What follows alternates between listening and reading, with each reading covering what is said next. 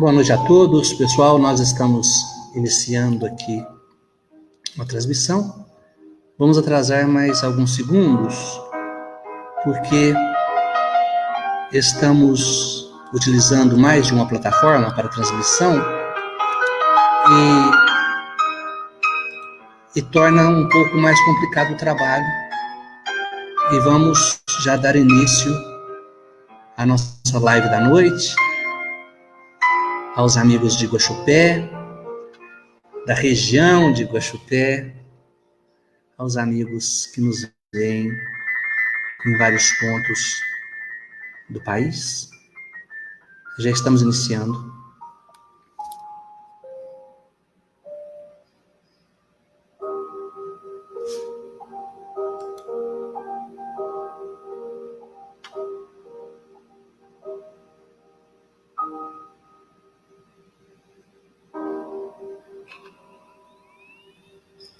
Um momento, mais um minuto eu peço, por favor, por gentileza.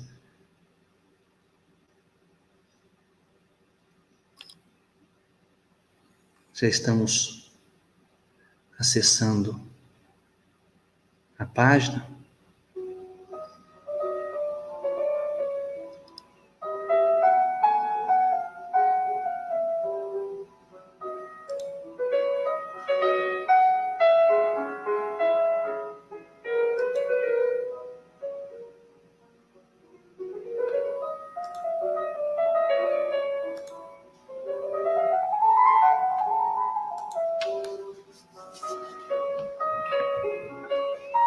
Pois bem, aqui estamos, meus queridos amigos, boa noite a todos. Agora sim, na página da comunidade Chico Xavier, e trazendo novamente a nossa alegria em poder estar com vocês nessa noite tão agradável, quando nós estamos novamente com o propósito de falar sobre partes do capítulo 5 do Evangelho segundo o Espiritismo.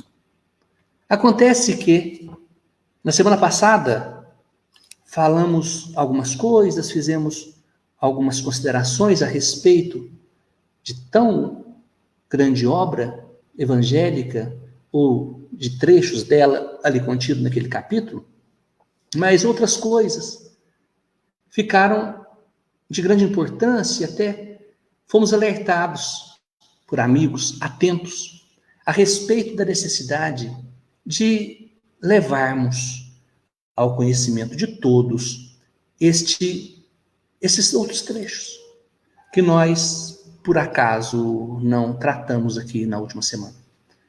Pois bem, quando falamos das aflições do mundo, quando tratamos deste tema,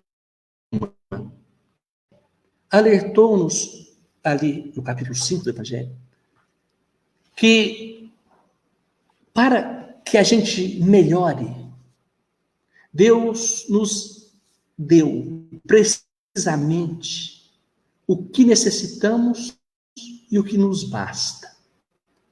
Deus nos deu a voz da consciência e as tendências instintivas. E Deus priva-nos do que nos seria prejudicial. Portanto, a condição atual que nos encontramos, a condição que nós nos vemos neste instante, ela tem a ver exclusivamente com a nossa necessidade do momento. Porque na grande escola evolutiva do universo, a imensa sabedoria de Deus nos organiza tarefas para que possamos desenvolver aqueles verbos que estão adormecidos, verbos latentes E desta forma, ele nos dá, como diz Kardec, dentro da sua lucidez, do seu conhecimento da alma humana e do ser na sua integralidade. Diz que Deus nos dá a voz da consciência e as tendências instintivas. A voz da consciência é aquilo que nós dizemos o reflexo da lei, ou o enunciado da lei de Deus. A voz da consciência sempre nos alertando para as nossas tomadas de decisões. Ocorre que a nossa infantilidade espiritual ainda não nos permite ouvir o que a consciência nos dita. Outros documentos, ditos até sagrados, outras informações, quaisquer que sejam, são apenas lembretes. São apenas lembretes de que a verdadeira orientação está na nossa consciência. E juntamente com a voz da consciência, nós temos as tendências instintivas. Estão na base da estrutura do ser, que trazemos desde a animalidade. E essas tendências instintivas jamais são perdidas. Elas se mantêm. Ocorre que nós atribuímos a determinar as nossas reações, certas reações, a instintos, como se instinto fosse uma coisa ruim. Não. Instinto é o que nos norteia para a frente, para a vida. A diferença do instinto animal para o instinto hominal é justamente a consciência, que nos fala e não fala o animal, que vive apenas dentro do seu instinto, dentro do seu conjunto instintivo e segue sem cometer erros ou delitos. E dentro deste processo todo de desenvolvimento, ocorre, como disse bem o Cristo, no mundo tereis aflições. Por que essas aflições? Porque nós não nos conhecemos. Nós não nos conhecemos.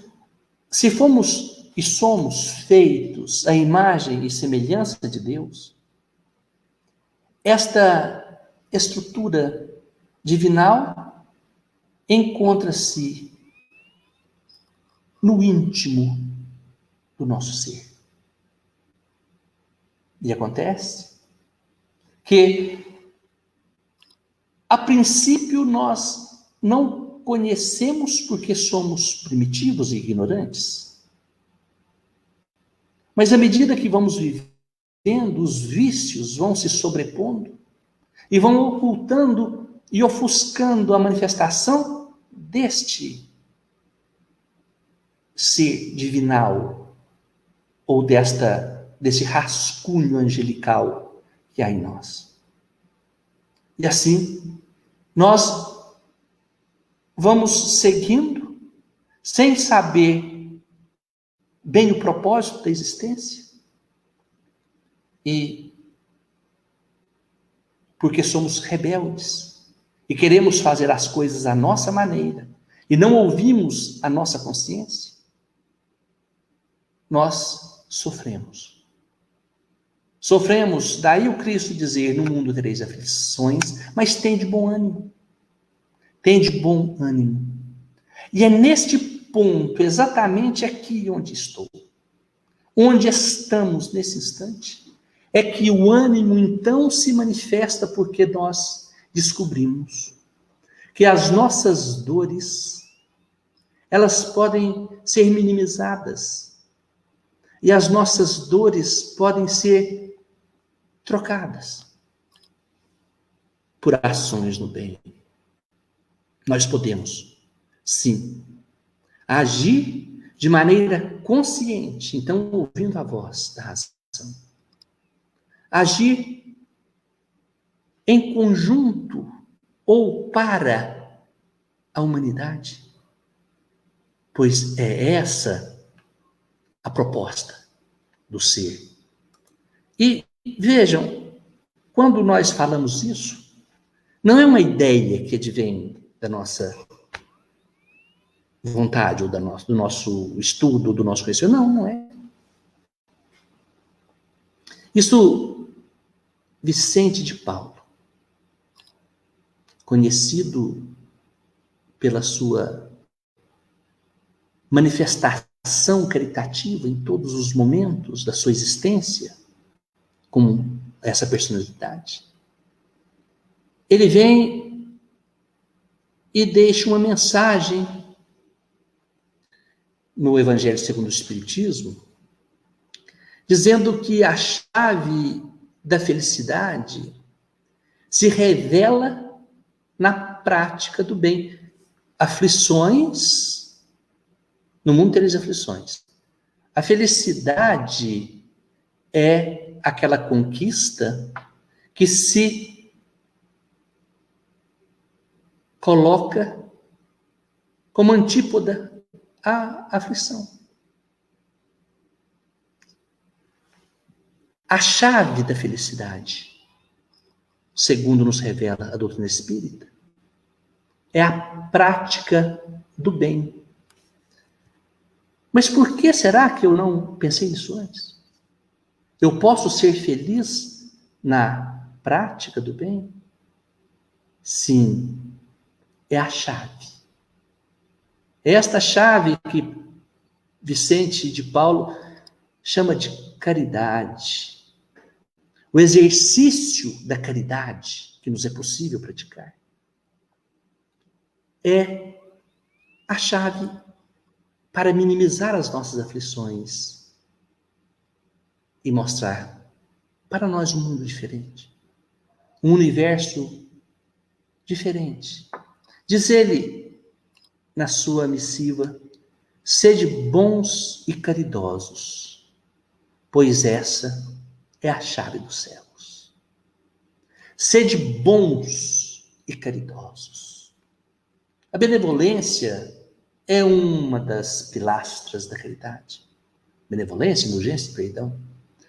Mas ele fala de maneira mais veemente: sede bons e caridosos, pois essa é a chave dos céus. E completa: chave que tendes em vossas mãos. Chave que tendes em vossas mãos. Vocês se lembram de quando Jesus deu a Pedro a chave do céu? E disse a ele: o que ligardes no céu será ligado na terra.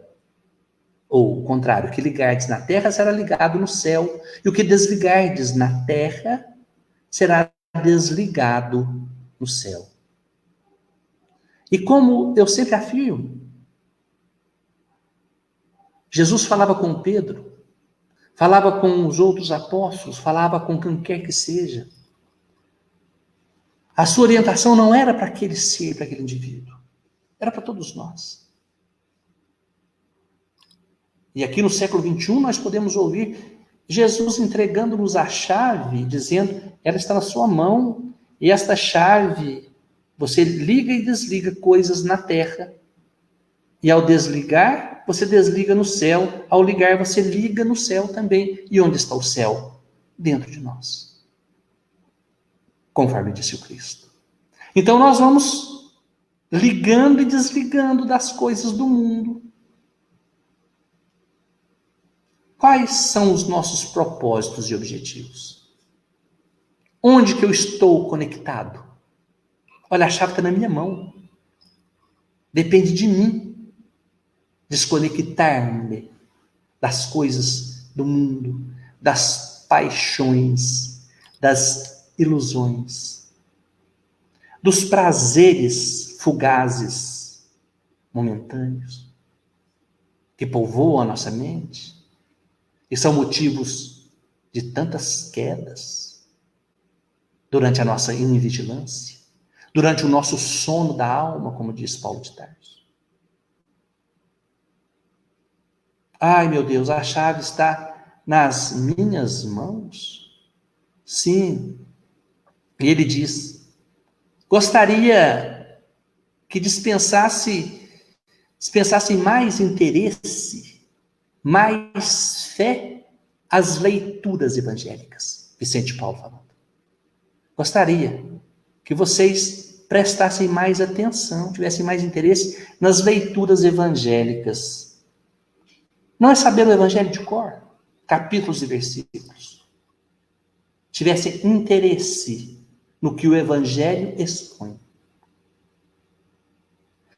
Citações evangélicas, às vezes uma única frase, se trazida para dentro do nosso coração e colocada em prática, ela representa para nós um salto na estrada do progresso. Por isso ele diz que gostaria que dispensássemos mais interesse às leituras evangélicas. Vossos males, segundo Vicente, provém apenas do abandono voluntário a que relegais esse resumo das leis divinas. As leis divinas do Evangelho, sim, mostram-nos o perfeito agir. E como um lembrete, aguça a nossa consciência e fazem despertos os nossos ouvidos, os ouvidos da alma, que então modifica o objetivo, altera-nos a conduta, segundo o bondoso Espírito. É esta a proposta do nosso amigo. E quando nós vemos, então, lá no capítulo 5, aquela instrução de Lacordaire, que fizemos uma pequena leitura de alguns trechos, citações, nem leitura, alguns pontos que a gente trazia já decorados. Estivemos fazendo uma análise mais profunda, mais objetiva. E nós vimos, dentro da proposta do nosso benfeitor espiritual, algumas afirmações que, se ouvidas atentamente, têm o poder de alterar a nossa vida. Mas antes, é necessário que se manifeste em nós a vontade que culmina na busca, no desejo de encontrar esta fonte de bênçãos, que são as instruções provindas do céu. Lacordaire nos diz que o amor aos bens terrenos é um dos mais fortes entraves ao nosso adiantamento moral e espiritual. O amor aos bens terrenos, esse sentimento de posse. Falávamos isso na semana passada. Quando penso eu que possuo, na verdade, se eu não tenho consciência da relação minha com as coisas do mundo, se eu não sei ainda que sou apenas usufrutuário e não sou possuidor, porque quem possui é Deus, Ele apenas me empresta, eu me torno escravo desses bens. E isso é um entrave para o adiantamento moral e espiritual. Diz Lacordaire que pelo apego à posse de tais bens, nós destruímos as nossas faculdades de amar. Porque nós colocamos todos os nossos desejos nos bens materiais. Nós não temos olhos, nós não temos sensibilidade para com o outro. Nós vivemos atentos apenas às coisas materiais servindo como entrave para o nosso progresso. Ele diz assim, numa pergunta, num questionamento: sede bem sinceros. A riqueza proporciona uma felicidade sem mistura? É claro que não.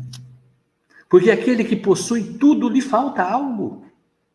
Sempre faltará alguma coisa. E aqui, mais uma vez, nós recordamos que a doutrina espírita e os fundamentos cristãos não dizem para cultuarmos a miséria, a mendicância. Não. Existe uma diferença muito grande em você administrar recursos ou deixar ser possuído por eles. Porque não é o volume de coisas que te faz mais escravo ou mais atrelado às coisas do mundo. É justamente o nosso desconhecimento dessas relações. Por isso é que o chamamento, o convite, não é para que não tenhais nada. O convite é para que, possuindo, não se deixe possuir. E que, possuindo, administre de maneira racional, aproveitando dessas bênçãos de Deus para proporcionar a outras pessoas o conforto mínimo necessário. Lacordaire segue dizendo e nos informando: compreendo a satisfação, bem justa, aliás, que experimenta o homem que, por meio do trabalho honrado e assíduo, ganhou uma fortuna. Sim, claro. Mas, diz ele, dessa satisfação muito natural e que Deus aprova, há um apego que absorve todos os outros sentimentos e paralisa os impulsos do coração, tem uma grande distância. Tão grande quanto a prodigalidade exagerada da sorte e da avareza. Aqui ele mostra os extremos. Quando sempre o convite é para seguir o caminho do meio, ele fala de uma condição natural das pessoas, que Deus aprova, claro, a aquisição de bens através do trabalho honrado e assíduo. Mas ele diz que o apego absorve outros sentimentos e paralisa os impulsos do coração. Que entre este obter o apego e o coração, os impulsos do coração, tem uma distância muito grande. Da satisfação em possuir a ser apegado, tem uma distância muito grande. Eu posso gostar de possuir, claro, a gente fica satisfeito. Mas ser apegado, existe uma distância. Tão grande quanto aquela prodigalidade exagerada, aquele que se desfaz de tudo e se torna, muitas das vezes, um peso para outros. Existe uma distância da prodigalidade exagerada à avareza. Um que não consegue se desfazer de nada, ou de maneira totalmente sem precedentes, desfaz de tudo que possui. Esses extremos são maléficos. Esses extremos são maléficos e nos fazem sofrer.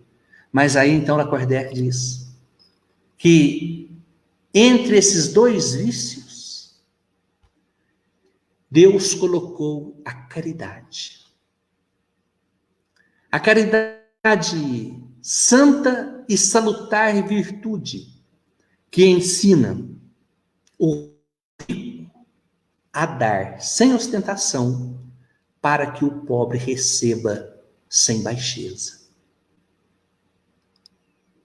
Vejam, a caridade, ela existe exatamente no ponto central que separa a prodigalidade exagerada da sórdida avareza. É o caminho do meio, é o equilíbrio, é a condição melhor para que possamos seguir no caminho do bem. Continua Lacordaire nos dizendo que nada nos pertence na terra, nem mesmo o nosso próprio corpo.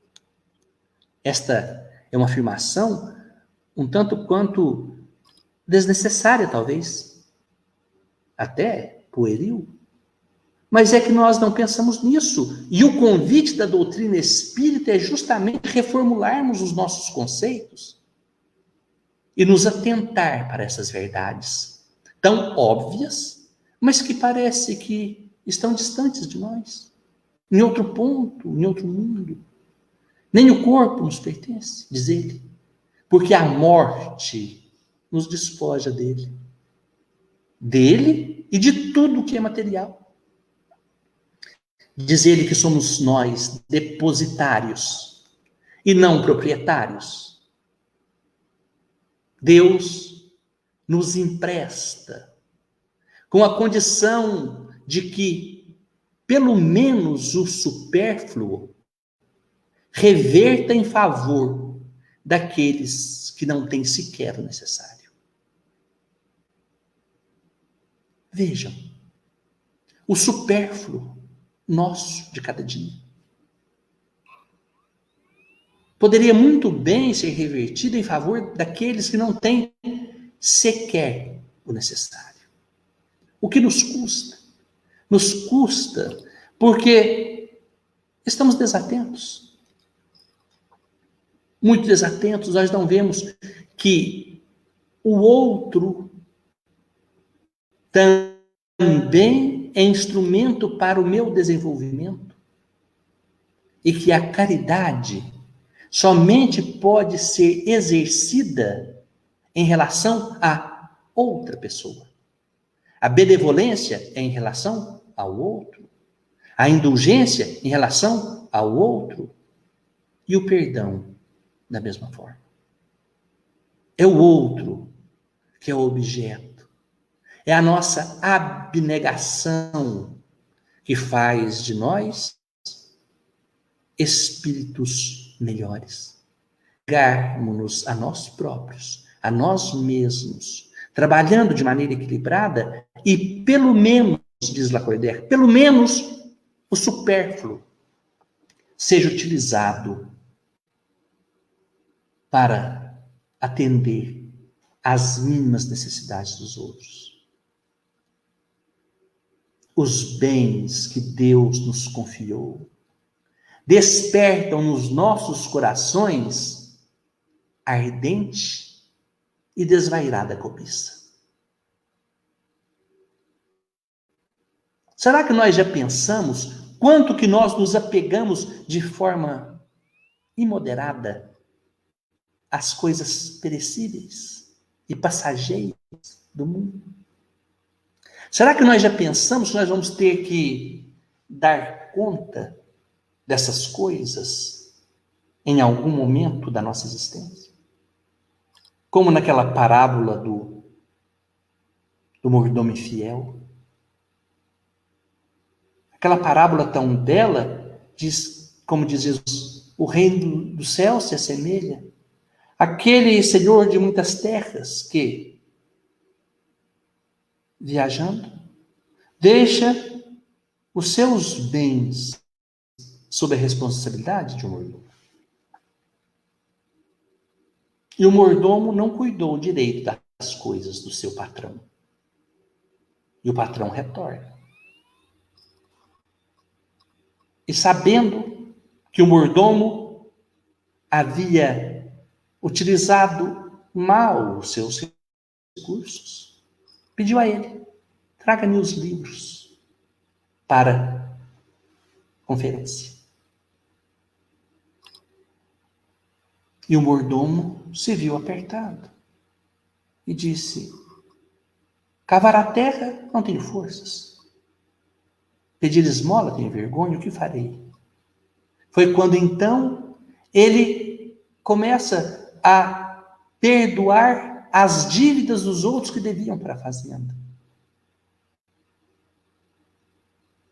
Parece ser um paradoxo, mas o Senhor rejubilou-se com a atitude do servo fiel. Veja, mesmo sendo lesado, o mordomo teve a ideia de favorecer a outros. Da forma que acontece com o mordomo, o fim da história, na terça-feira, nós contamos. Nós podemos relembrar essa parábola e tirar outras conclusões. Mas os livros do exercício da nossa atividade com relação às coisas da matéria, não só, inclusive aos meus recursos intelectuais, eu terei que prestar contas disso. Uma hora eu terei que prestar contas. Por isso, devemos estar muito atentos à leitura evangélica que sempre nos convida a esse raciocínio mais aprofundado, a esta tomada de consciência, para que a gente não seja pego distraidamente. Já não há mais motivos para dizermos que nós não sabemos ou que nós não sabíamos. E segue ainda o grande Lacordaire dizendo que é em vão que procuremos nos iludir na terra, colorindo com o nome de virtude o que muitas vezes não passa de egoísmo. É em vão que nós chamamos de economia,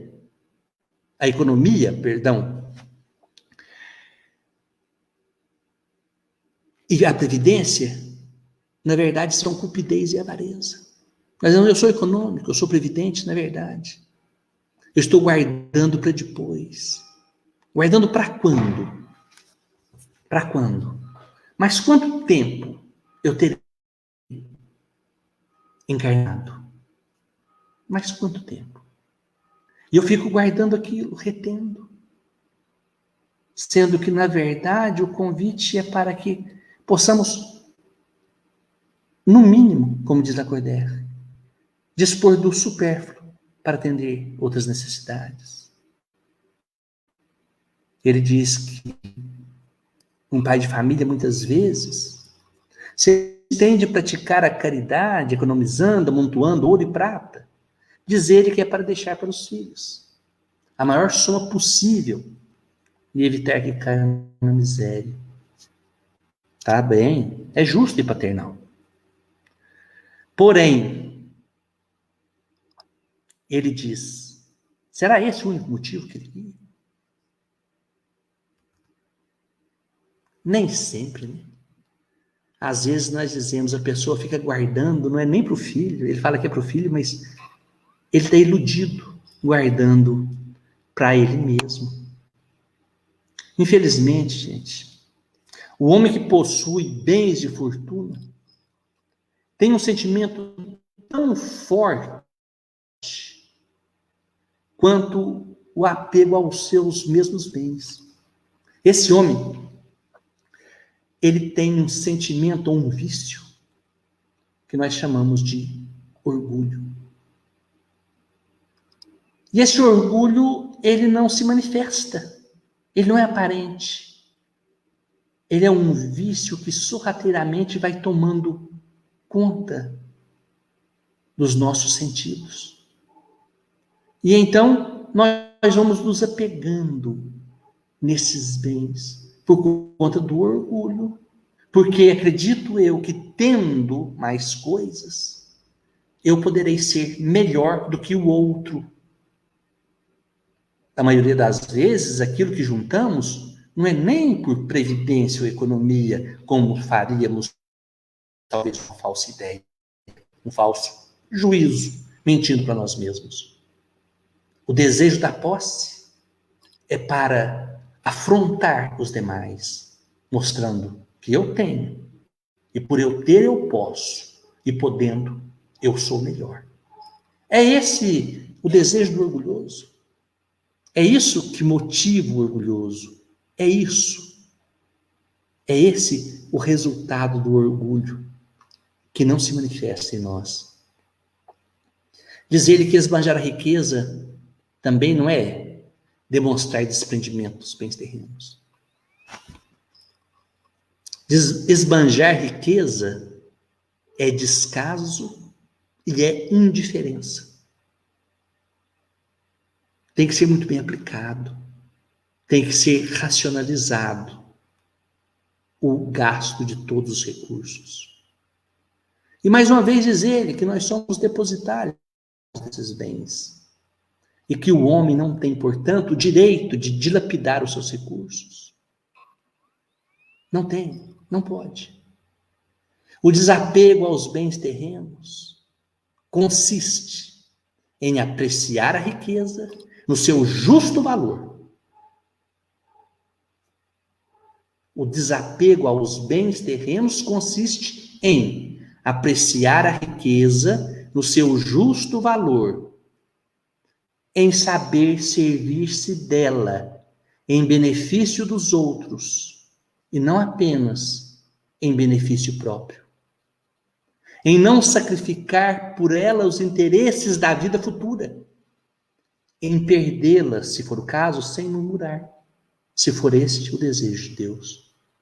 Porque vejam, quanto tempo nós perdemos, nós estamos nos desenvolvendo intelectualmente, isto é notório, mas nós ficamos tão apegados às coisas sem pensarmos no futuro, nós não temos olhos para a eternidade, para a imortalidade. Perdemos sim tempo, neste caso, segundo Lacordaire. Perdemos o nosso tempo porque nós sacrificamos interesses da cultura em detrimento aos nossos desejos temporais sobre a matéria que nos alucina, sobre a matéria que nos hipnotiza. Desejo ardente, nas palavras do benfeitor, de possuir mais e mais. Isso é um motivo de aflição. É um motivo de tristeza porque não existe limite que contente ao orgulhoso. Sempre é necessário mais.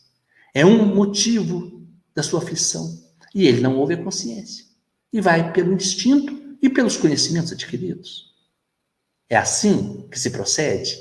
É assim que vive a pessoa nesta condição extrema de orgulho e apego às coisas materiais. Diz ele: ponderai, sobretudo que há bens infinitamente mais preciosos do que os da terra. Será que nós pensamos nisso? Nós já ouvimos falar, né? Mas nós não pensamos. Existem bens infinitamente mais preciosos do que os da terra. Não seria hora de almejarmos esses bens? Se pensarmos neste termo infinitamente superior, porque nós podemos imaginar a riqueza do mundo e pensar que existem bens infinitamente superiores e eles serão nossos, de acordo com o nosso trabalho, de acordo com a nossa vontade de desempenhar o exercício, desempenhar as nossas tarefas no exercício do bem. Isso nos ajuda a nos desprender das coisas do mundo. Isto é uma orientação muito séria. Parece até um tanto quanto agressiva. Parece até um tanto indesejável. Porque às vezes a gente não quer ouvir isso. Nós temos medo de perder as coisas. muito medo. E vejam, que Lacordaire diz que se nós temos pouco apreço às coisas do mundo, esse pouco apreço quer dizer dar o valor que cada coisa tem, nós nos tornaremos muito menos sensível àquela perda. Ou nós não perderemos essas coisas? Não digo de falência, não digo a perda de riquezas simplesmente. Eu digo de um processo natural que todos nós passaremos e que nós deixaremos tudo, como diz no início da explanação, inclusive os nossos corpos. Nós estamos preparados para isso. Então, é necessário que façamos um trabalho de desapego, e aqui ele já nos dá a receita. Existem coisas melhores, infinitamente mais preciosas.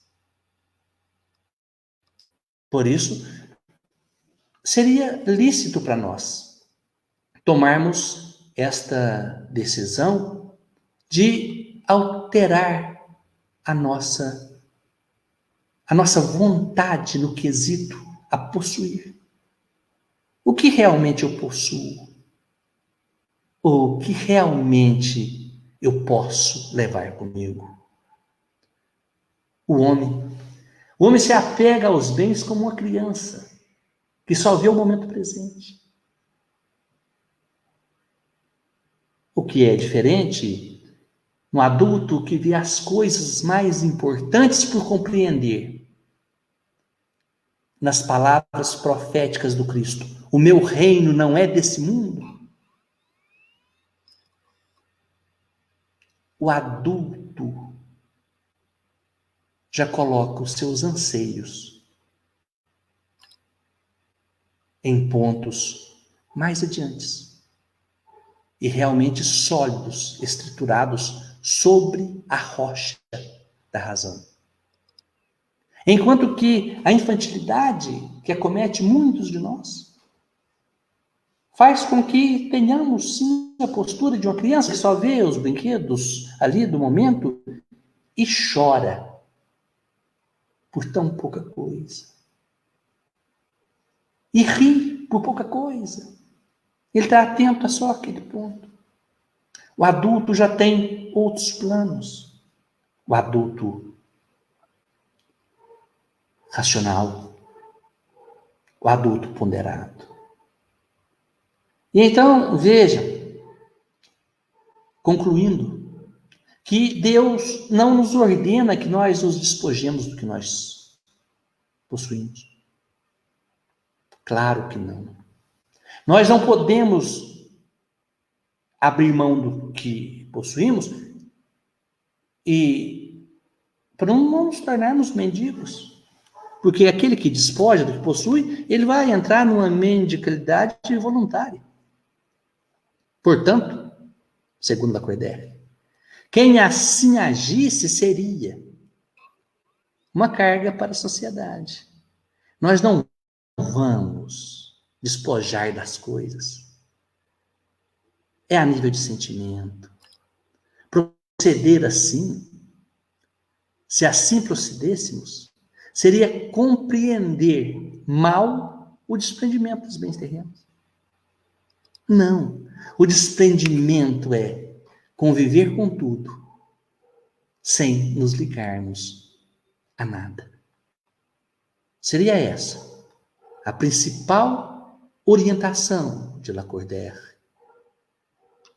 E dentro deste quesito das aflições pelo que nos falta,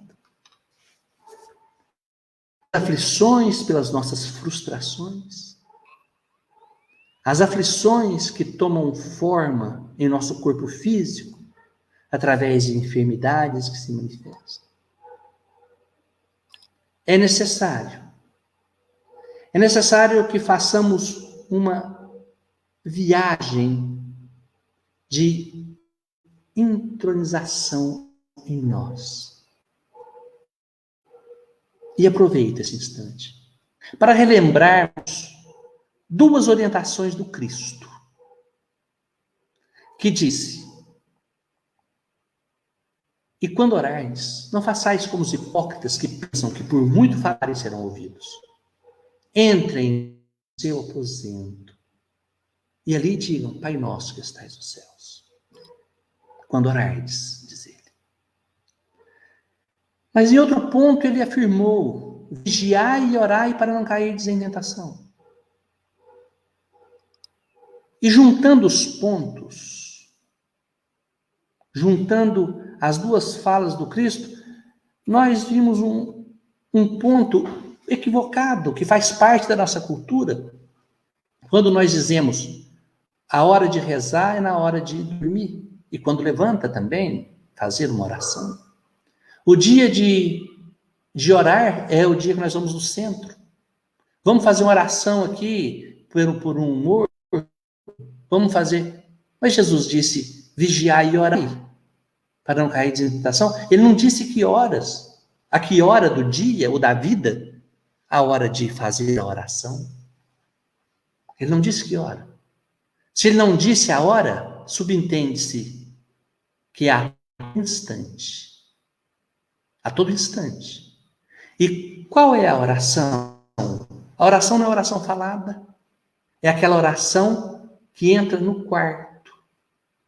Lá naquele ponto do íntimo do nosso ser, onde está esboçada a imagem e semelhança de Deus. Nesse caminho de volta para dentro de nós. Nós vamos refazendo muitos trabalhos que não foram concluídos. Vamos concluindo. Vamos ajustando pontos de emoções que nós não soubemos conviver. Vamos superando traumas e vamos investindo na solidão de nós mesmos. Porque se o reino dos céus está dentro de nós, nós temos que buscar este reino para nos livrar das aflições. E quando Jesus diz: meu reino não é desse mundo, porque ele já não fazia mais parte dessa estrutura de sofrimento em que nós vivemos com essas, como se fossem camadas sobrepostas que ocultam a verdadeira essência de nós mesmos. É hora de repensarmos tudo isso. É hora de buscar em nós o remédio para as nossas dores. Buscar em nós o alívio para as nossas aflições. E buscaremos em nós, se encontrarmos em nós, o Cristo. Paulo de Tarso disse: devo diminuir para que o Cristo cresça.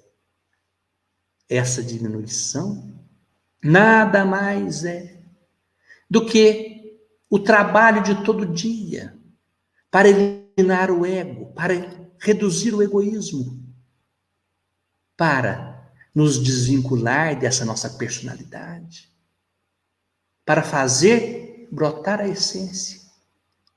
Se assim o fizermos, o Cristo se manifesta. Devo diminuir para que o Cristo cresça.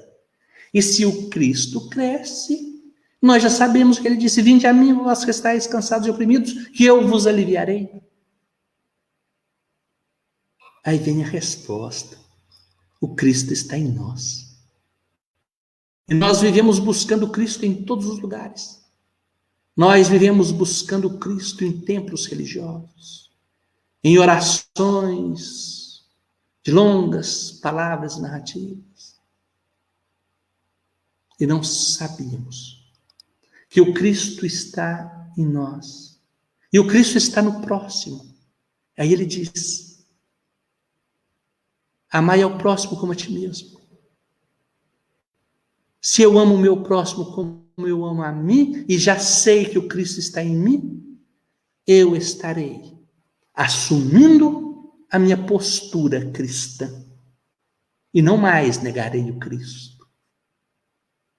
Porque de posse desta consciência, eu estarei vivendo a alvorada da minha vida.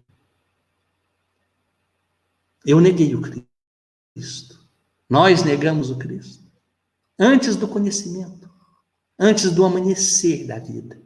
Antes que o galo cantasse.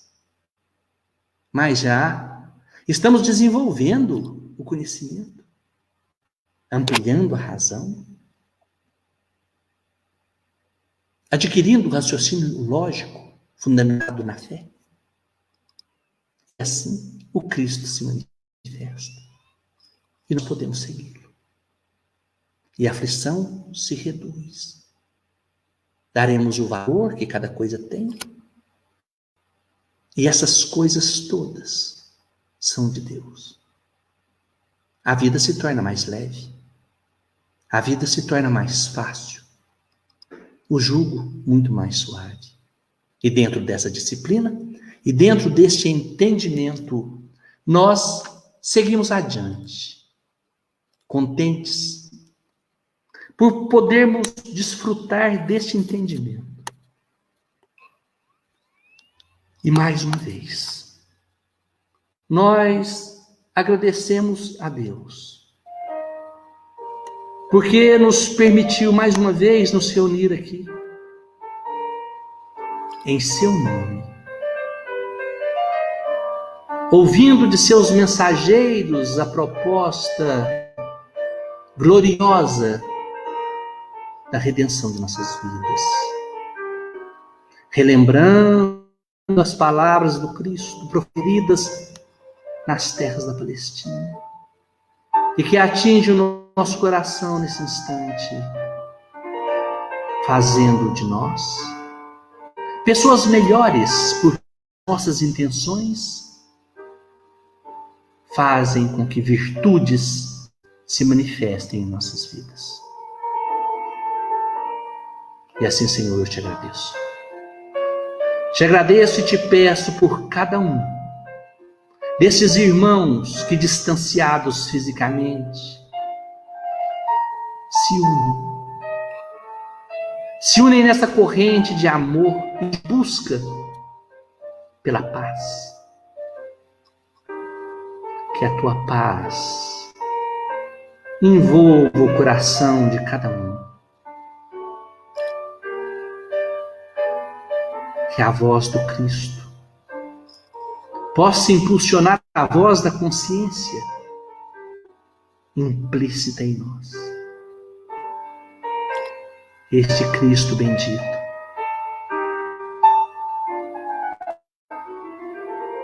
que está conosco, que nunca nos deixou. Este irmão generoso, misericordioso, que nos ama incondicionalmente.